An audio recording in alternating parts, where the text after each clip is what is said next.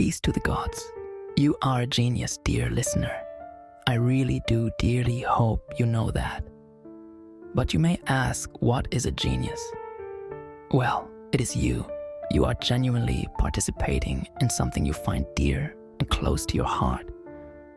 Think, child of light, of the great men of the days.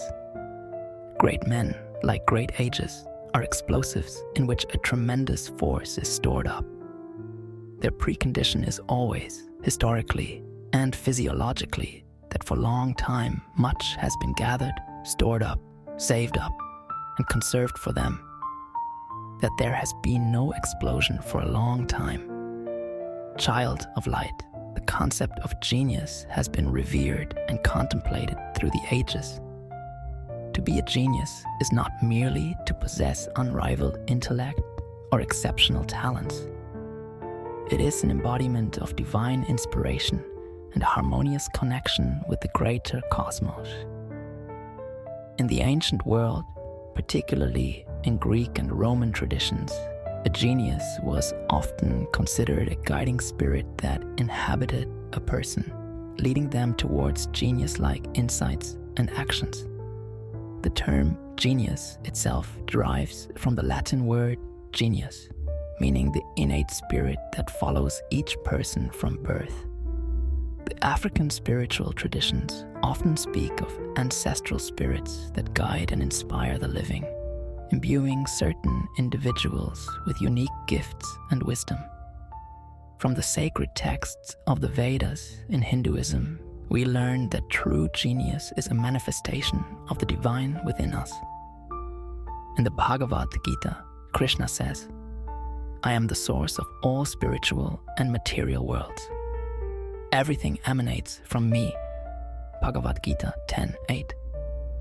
A genius, therefore, is one who taps into this divine source, channeling creativity, wisdom, and understanding in ways that surpass ordinary human capacities.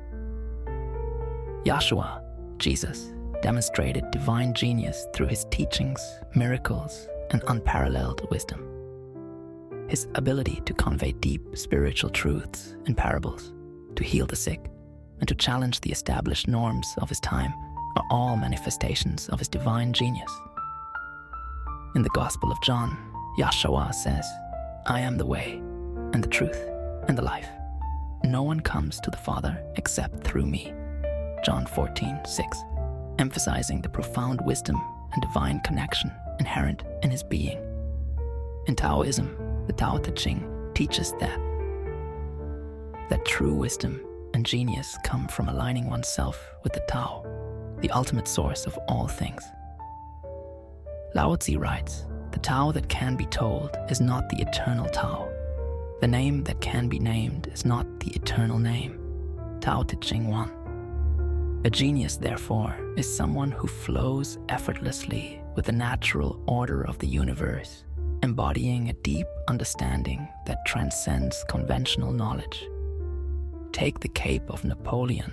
They claim that Napoleon was different, the heir of a strong, older, more ancient civilization than the one which was then perishing France. He became the master there. He was the only master. Nietzsche would argue that great men are necessary. The age in which they appear is accidental. He states that they almost always become masters. Over their age is only because they are stronger. Nietzsche states, the relationship between genius and his age is like that between strong and weak, between old and young. But Nietzsche argues that in great men and ages is extraordinary. Exhaustion of every kind, sterility, followed in their wake. Could genius be an accident, or is it an intentful projection of the human being? Nietzsche writes that it is not accident. Their grace, graciousness in all gestures is won by work. It is the end result of the acclimated work of generations. One must make great sacrifices for great creation.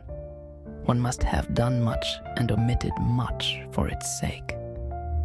The good things are immeasurably costly. It is unworthy of great hearts to pour out the confusion they feel. But what could this possibly mean? The good things are immeasurably costly. This phrase signifies that the most precious and virtuous things in life come at a great price. Such treasures, be they wisdom, love, integrity, or enlightenment, are not easily attained. They require significant sacrifice, perseverance, and often the forging and refining of one's very soul. As the Tao Te Ching reminds us, the journey of 1,000 miles begins with a single step. Each step on the path to acquiring these good things demands effort, patience, and sometimes even suffering. It is through this process that their true value is revealed, transcending the material cost to one of spiritual and personal growth.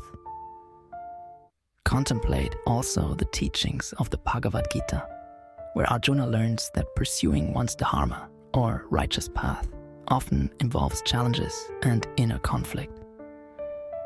Yet, it is through facing these trials that one fulfills their divine purpose and attains the ultimate good. It is unworthy of great hearts to pour out the confusion they feel. This speaks to the nobility and stoic nature of those possessed by greatness. A great heart. A person of profound wisdom and strength knows that transparency in their deepest doubts and confusions can cause discord or weaken the resolve of those who look up to them. It is a call to maintain composure, to bear the burdens of confusion with quiet strength, and to seek resolution within oneself or through communion with the divine. This resonates with the teachings of the Stoics, who advocate for inner tranquility and emotional equanimity. The great heart understands that sharing their confusion indiscriminately could disperse their strength and possibly dishearten others. As Marcus Aurelius writes in his Meditations, the tranquility that comes when you stop caring what they say, or think, or do. Only what you do. Thus, these phrases beckon you, Lightbringer, to recognize the profound cost of true virtues and to bear confusion with the silent dignity of a sage. In these understandings, you cultivate your soul to ascend closer to the divine and noble path. Seek not the ease of revelation, but embrace the arduous journey toward understanding and serenity.